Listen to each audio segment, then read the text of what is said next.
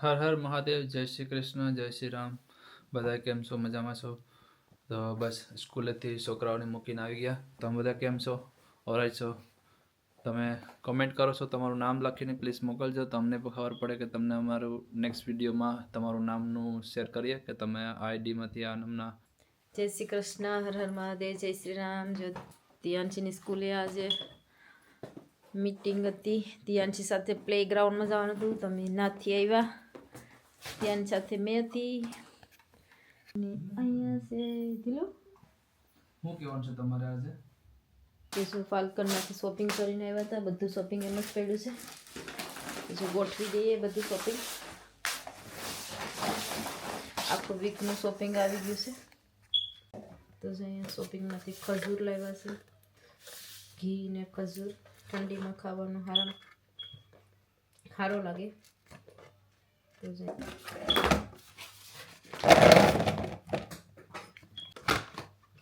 અહીંયા જો આટલા બધા કોલગેટ લઈ આવી છે. બહુ બધા. આ સ્પેશિયલ મારા માટે છે કોલગેટ. ઓકે. તો અહીંયા હિંગુ મસ્તીની લાવ્યા છે. એકદમ લાંબી લાંબી હિંગુ છે.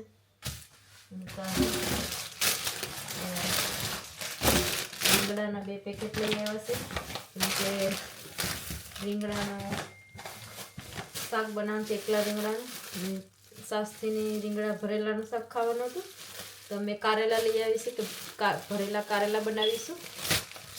મસ્ત લાગ્યો. અને પ્રોપરલી માંડવી પાસે આવી ગઈ છે. ફાલ્કન જાય એટલે માંડવી આવી જાય. અને બાકીનો બધું કઠોળ લઈ આવ્યા છે. ચણાનું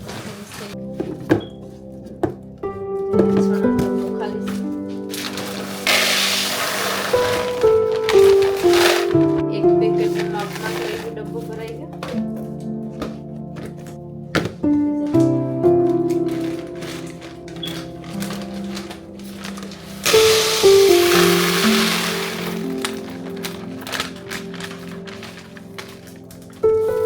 સોરી કેતા હોય મોટી.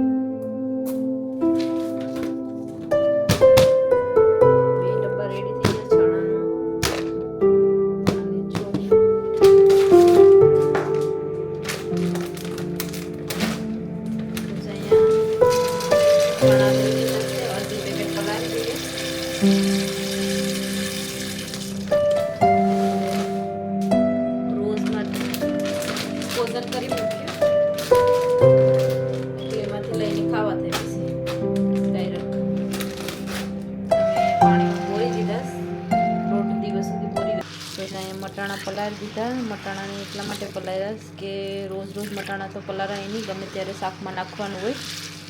કંઈ પણ બકાલું બનાવીએ કે એકલા ચણાનું શાક બનાવવાનું, ડાય રાઈસ બનાવવાનું તો ચણાનું શાક બનાવવાનું હોય. તો મેં પલાળીને ફ્રોઝનમાં મૂકી રાખું. એટલે ગમે ત્યારે જ્યારે ખાવાના હોય ત્યારે થોડા થોડા ખાયા કરીએ. એટલે આવી જ રીતે દર વખતે અડધી બેગ પલાળી દઈએ. તો જો આજે આપણે બનાવવાનું છે કારેલાના શાક. એટલે ભરેલા કારેલા બનાવવાના છે. તો કારેલા લઈ લીધા છે. તો આજે કારેલાને ભરવાના છે જે મેથી અને ચણાના લોટમાં. તો ચાલો બતાવીએ કે કેવી રીતે અમે ભરેલા કારેલા બનાવીએ છીએ. ભરેલા કારેલાનું શાક. તો જો અહીંયા બધા કારેલા લઈ લીધા છે. અને આ ઉપરનું જેનું કાંટા જેવું છે સાંભળી તે કાઢી નાખીએ. કેમ કે તે બહુ કડવી હોય છે. તમે આ બટેટા સોલવાનેથી બહુ કાઢી નથી નાખવાની, રાખવાની છે. થોડું કડવું હોય તો પણ સારું પડે.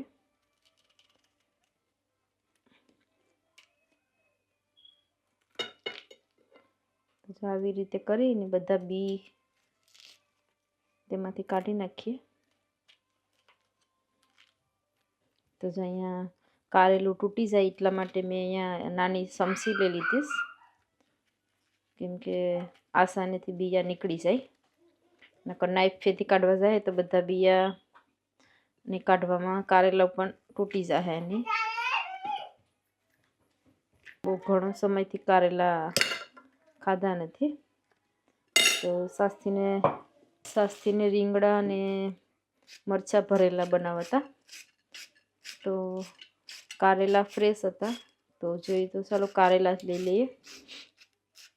અને કારેલા કડવા સારા પણ બીમારી માટે, હમણાં બધા બીમાર પડે છે, તો કારેલાના લોટ ભરીને અવિસિયા કરી નાખીએ.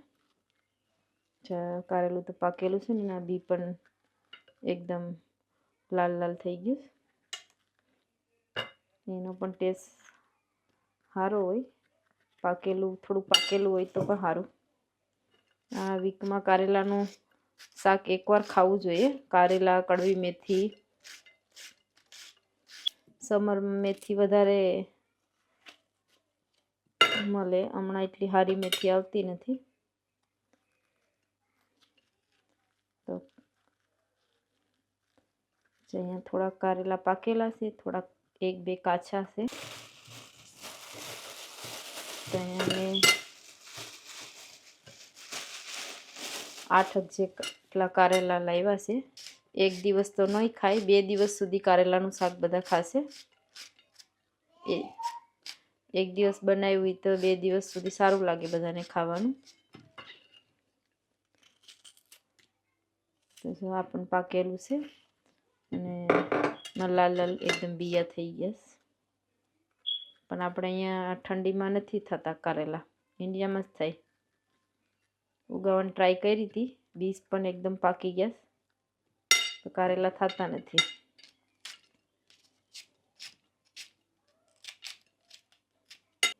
તો અહીંયા બહુ પાકેલા કારેલાના બીયા છે, તો મેં થોડાક લઈ લીધા અને તેને સાફ પાણીથી ધોઈ ને ટીશ્યુમાં ડ્રાય કરીને એની ઉપરનું જે રેડ કલરની સ્કીન છે ને કાઢી નાખ્યું અને ટ્રાય કર્યું સમરમાં જો ઉગે તો. કારેલા સાફ પાણીથી ધોવાઈ ગયા અને એમાં મીઠું નાખી થોડી વાર રહેવા દઈએ. ત્યાં સુધીમાં તો કારેલાનો મસાલો બનાવી લઈએ. પ્રોપર અંદર સુધી મીઠું લગાવી દઈએ એટલે થોડી ખારાશ બેઠી જાય. મેં ધોઈ નાખ્યા છે, એટલે હવે ધોવા પડે ને આપણે ખાલી તેમાં લોટ જ ભરવાનો રહેશે.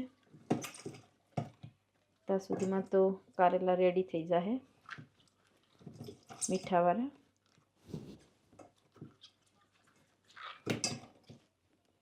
તો જો આમાં મિક્સરમાં થોડી ગ્રીન ચટણી બનેલી છે અને આ ટામેટાની સાથે ગ્રેવી બનાવી નાખીએ. ધાણાની ને લીલા મરચાં આદું બધું પીસેલું છે મિક્સરમાં. તો હવે ખાલી ટમેટા જ પીસવાના છે.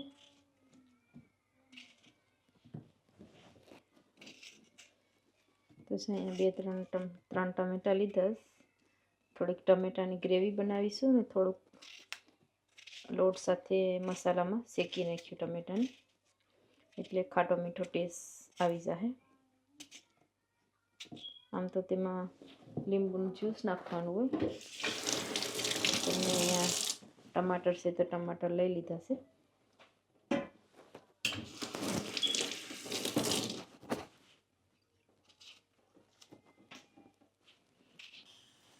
જોઈએ અહીંયા વઘારવા માટે તપેલું લઈ લીધું, તો તેલ નાખી દઈએ.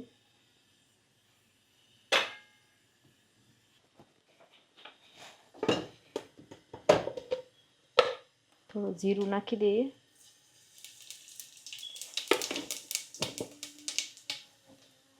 જીરું પણ લાલ થઈ ગયું તો થોડુંક ધીરે ધીરે ટમેટાની ગ્રેવી નાખી દઈએ. તેમાં થોડુંક મીઠું નાખીએ, થોડું મીઠું પછી ગ્રેવી બનાવ્યું તેમાં નાખ્યું.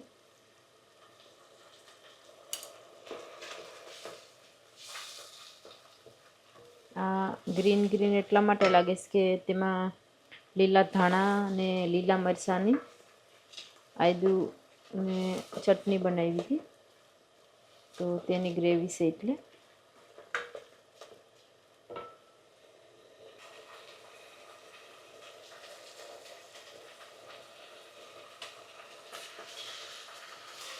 પછી આમાં બધા મસાલા નાખી દીધા ને હવે પ્રોપર થોડુંક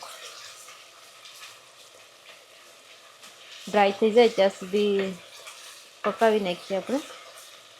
પછી તેમાં થોડોક ચણાનો લોટ નાખી જેટલો આપણે એને કારેલામાં ભરવાનો હોય તેટલો નાખી દઈએ અને પછી 5 મિનિટ સુધી કૂક કરી નાખીએ તો મસ્તીનો પાકી જાય મસાલો.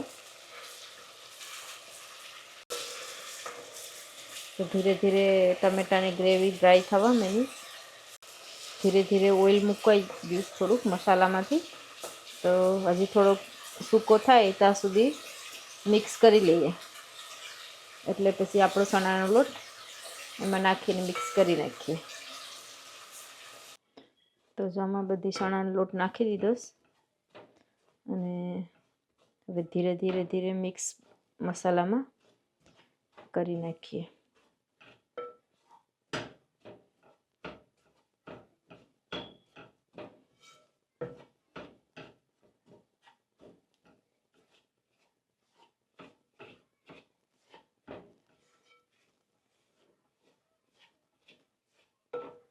બસ અહીંયા પ્રોપર લોટમાં મિક્સ કરી નાખીએ. ગેસ પણ થોડોક ફાસ્ટ કરી દઈએ એટલે મસાલો લોટ સાથે મિક્સ થઈ જાય.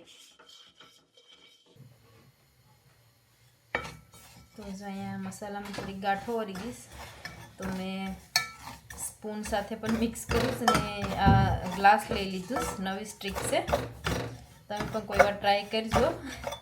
લોટમાં ગાંઠ જે ઝીણા ઝીણા ગાંઠ વળી જાય તો સ્પૂનથી અને ગ્લાસથી, મોટું ગ્લાસ હોય તે મિક્સ કરવાના. બધી ઝીણી ઝીણી જે મસાલામાં ગાંઠું વળી હોય તે તૂટી જાય ને મિક્સ પણ મસ્તીનું થઈ જાય. જો ઇઝી પડે આપણે, બધામાં મસાલો પણ લાગી જાય. તો આ નવી ટ્રીક છે ઘરની. બહુ ગાંઠું વળી હતી તો મેં આ ગ્લાસ વે કરીને બધી ગાંઠું તોડી નાખી ધીરે ધીરે. તો બધી ગાંઠું મસ્તીનો લોટ એકદમ ઝીણો ઝીણો રવા જેવો થઈ ગયો. તમે બતાવો, આ એકદમ રવા જેવો છૂટો છૂટો થઈ ગયો. ગ્લાસ વે થોડું થોડું ગાંઠું જાય. લોટ શેકાઈ ગયો ને હવે ગેસ બંધ કરી દીધો અને કોઈ મોટા થામાં ઠલવી લે એટલે ઠંડો જલ્દી પડી જાય. તો જો અહીંયા લોટ થોડો ઠંડો પડવા હાટું મોટી થાળી લઈ લીધીશ તો જલ્દી ઠંડો થઈ જાય. પછી એમાં થોડી લીલી મેથી નાખી દેવું. મારી પાસે ફ્રેશ મેથી ફ્રોઝન રાખેલી છે. મેં ગાર્ડનમાં જ્યારે થાય ત્યારે ફ્રોઝન કરી મૂકું. લોટ ઠંડો થાય ત્યાં સુધીમાં આપણે ગ્રેવી કરી નાખીએ થોડીક. તો અહીં થોડુંક તેલ નાખ્યું. તો જો અહીંયા મેં આ ધોઈ ફ્રેશ ગાર્ડનમાંથી મેથી, સમરમાં બહુ મેથી થઈ હતી તો ફ્રોઝન કરી દીધી હતી. ધોઈને સાફ કરી અને થોડી એકદમ ડ્રાય કરી. એવી ને એવી છે લીલી, કલર પણ એવો ને એવો છે, ફ્રેશ લાવ્યા હોય તેવી. કોઈ વસ્તુ જલ્દીમાં બનાવી હોય તો પછી ફ્રીજમાંથી લઈને આપણે ફટાફટ બનાવી શકીએ. તો અહીંયા ઠંડી ઠંડી છે એટલે લોટ પણ જલ્દી ઠંડો પણ થઈ જાય. મેથી પણ તેમાં ઓગળી જાય. જો બરફ ઓગળી ગઈ બધી. પાણી એટલું નાખવું નહીં પડે લોટમાં.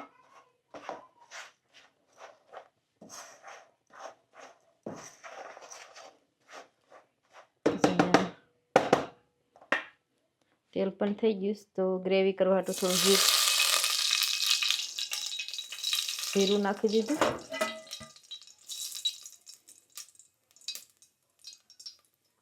થોડીક રાઈ નાખી છે. બસ અહીંયા ટમેટાની ગ્રેવી નાખી દીધી અને થોડોક મસાલો નાખી દઈએ. બહુ નાખવાનો નથી, આપણે લોટમાં મસાલો નાખ્યો છે એટલે થોડું થોડું નાખવાનું છે ગ્રેવીમાં ટેસ્ટ માટે. ગ્રેવીને ધીમે ધીમે થવા દઈએ ત્યાં સુધીમાં કારેલામાં લોટ ભરી લઈએ. તેવી રીતે સેમ જ ગ્રેવીમાં જ્યાં સુધી ઓઇલ મૂકે નહીં ત્યાં સુધી ધીમો ગેસ કરીને કૂક થવા દઈએ. ત્યાં સુધીમાં કારેલાના અવીજિયા ભરાઈ જાય, આપણો લોટ ભરાઈ જાય. તો અહીંયા મેથીનો લોટ લઈ લીધો છે મેં. થોડું થોડું પાણી નાખી પહેલાં સમસીએ મિક્સ કરી લઈએ. પછી હાથથી જેમ રોટલા બનાવીએ તેવી રીતે લોટ કરી લઈએ.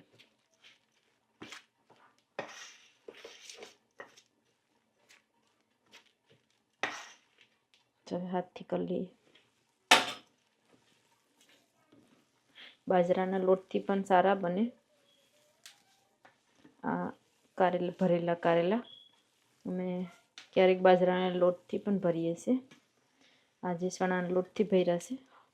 એકવાર કોઈ દિવસ પાછા ટ્રાય કર્યું કે બાજરાના લોટથી ભરીએ. બાજરાનો લોટ ખાવા માટે બહુ વધારે હેલ્ધી છે.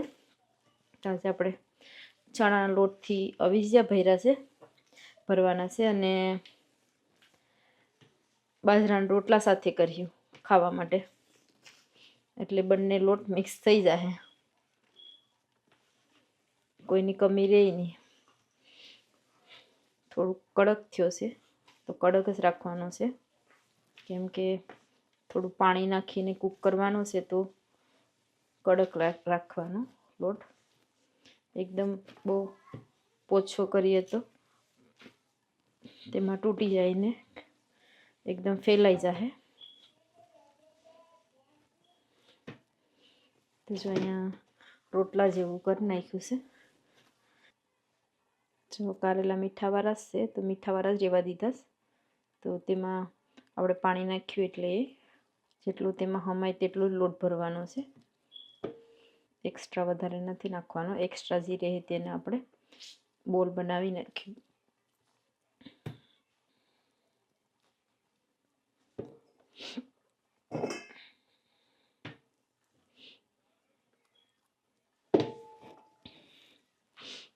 તો બધાને કારેલા, ભરેલા કારેલાનો લોટ બહુ જ ગમે છે.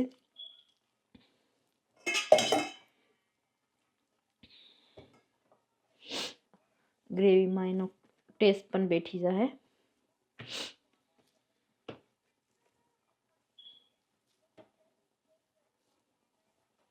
અહીંયા બધા કારેલા ભરાઈ ગયા છે અને બાકીનો લોટ બચ્યો તો તે મુઠિયા બનાવ્યા છે.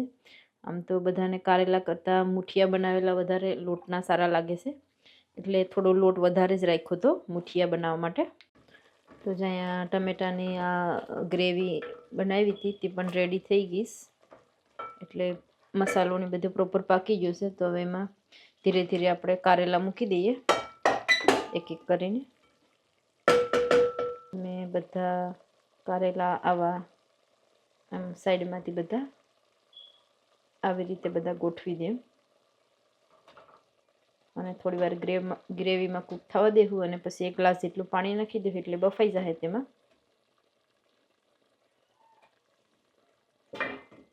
અને એની ઉપર બાકીના જે આપણે મુઠિયા બનાવ્યા છે તે નીચે નથી મૂકવાના, કેમ કે બેઠી જાય તપેલામાં નીચે, એટલે થોડા ઉપરથી જ રાખવાના છે, એ બફાઈ જાય. તો બધા મૂકી દઈએ.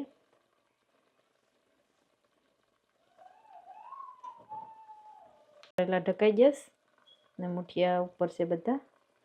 થોડી વાર ઢાંકી દઈએ, બફાવા દઈએ. જો કારેલામાં થોડું પાણી વળ્યું છે મુઠિયામાં, તો મેં એમાં થોડી ગ્રેવી કરવા માટે થોડું પાણી નાખી દઉં એટલે એ બધું સાથે બફાઈ જાય.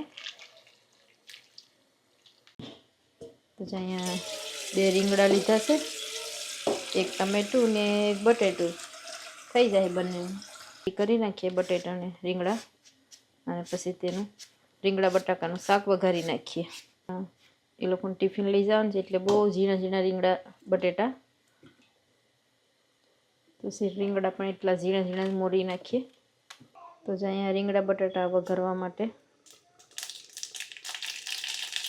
જો રાઈ જીરું ભરી ગયું છે. થોડી હિંગ નાખી દીધી એમાં, મીઠો લીમડો થોડોક.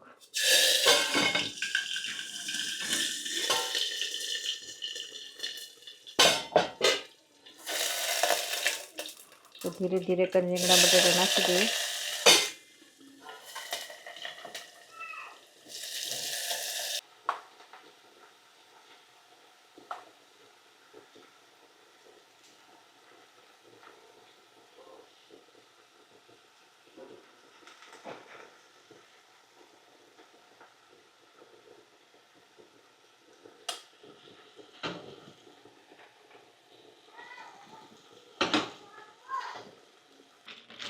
તો જો આજે લીલી માંડવી પણ ઘેરે આવી ગઈશ. શોપિંગ કરવા ગયા હતા એટલે ઇન્ડિયાની બહુ ઝીણી ઝીણી મસ્તીની માંડવી સાથે ભરેલી 2 ફોયલી તો બીયા બહુ સારા છે, ઝીણા ઝીણા એકદમ પાકેલી માંડવી છે. તો પ્રોપર ધોઈ નાખીએ અને પછી તે દિવસની જેમ બાફી નાખીએ. આજે પણ માંડવી થોડીક બાફવા નાખી દીધી છે અને એમાં થોડુંક મીઠું નાખી દીધું, એકદમ મોડી લાગે ને એટલે. પછી અહીંયા રીંગણા બટાટાનું શાક થોડું મિક્સ કરી લઈએ. મસાલો ઓછો નાખ્યો છે, એ લોકો જલ્દી તીખું લાગી જાય એટલે. તો અહીંયા કારેલાનું શાક પણ એકદમ જાડું ગ્રેવી વાળું રેડી થઈ ગયું. અને ગેસ ધીમો છે ત્યાં સુધીમાં રોટલા બનાવી નાખીએ. પછી અહીંયા અમે લોટ તો રેડી કરી નાખ્યો છે. ત્યાં સુધીમાં રીંગણા બટાકાનું શાક રેડી થાય અને કારેલાનું શાક તો રેડી થઈ ગયું. તો આપણે રોટલા બનાવી નાખીએ. પાણી સોપડી લઈએ અને અસરથી ધીરે ધીરે રોટલો બનાવી લઈએ.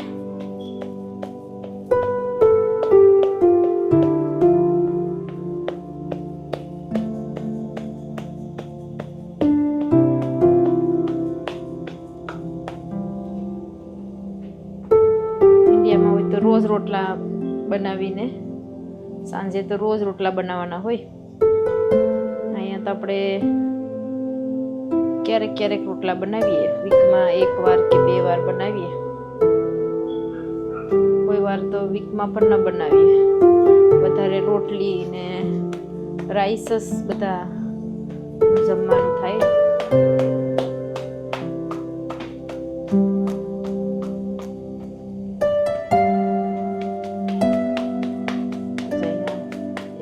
જાડો અને મોટો રોટલો બનાવી નાખ્યો અને સાસથી તો રોટલો નહીં ખાહે. અને તો બાજરાનો લોટ બેથી કડવું લાગે એટલે એના માટે સ્પેશિયલ રોટલી બનાવવાની છે. તો એના માટે 4 થી 5 રોટલી બનાવી નાખ્યું. આપણો મોટો રોટલો બનાવ્યો એટલે થોડો ફાટે છે, એટલો બધો પણ નહીં, ઓરાઈટ છે. એકદમ મોટો રોટલો બનીને રેડી થઈ ગયો. હવે તવીમાં નાખી દઈએ, તવી પર રેડી થઈ ગઈશ. અહીંયા રીંગણા બટાટાનું શાક પણ થોડું કૂક થઈ ગયું. હવે પાણી નાખી દઈએ એટલે જેટલો ખાવાનો એટલો વઘાર પણ થઈ જાય અને રીંગણા બટાકા પણ પાકી જાય. ઢાંકી દઈએ અને ધીમે ધીમે રહેવા દઈએ ત્યાં સુધીમાં જ્યાં રોટલો પણ સડી ગયો. રોટલો વારી લઈએ.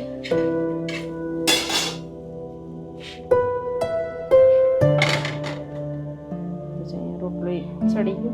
તો અહીંયા કારેલાનો ગેસ બંધ કરી દીધો છે. કારેલાનું શાક રેડી થઈ ગયું છે.